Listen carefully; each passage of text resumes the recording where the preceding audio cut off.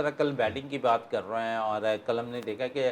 Karachi Kings کے جو batters تھے اور خاص کر سلفٹ کی بات کریں تو انہوں نے کچھ باری اچھی کھیلی، لیکن نچلے نمبروں پر آ کر عباس آفرینی نے کچھ مزاحمت کی، ان کا ساتھ دیا تھوڑا سا عامر جمال نے، لیکن ٹارگٹ تھوڑا بڑا تھا اور جس کو چیز کرنے کے لیے دشواریوں کا سامنا ہو رہا تھا اور وہی کچھ ہوا۔ اور پھر شاداب نے بڑی زبردست بالنگ کا مظاہرہ کیا۔ شاداب کی فارم کو کس طرح دیکھ رہے ہیں؟ کل انہوں نے بیٹنگ میں بھی پروو کیا، پھر بالنگ کی باری آئی تو وہاں پر بھی انہوں نے اپنے آپ کو منوایا۔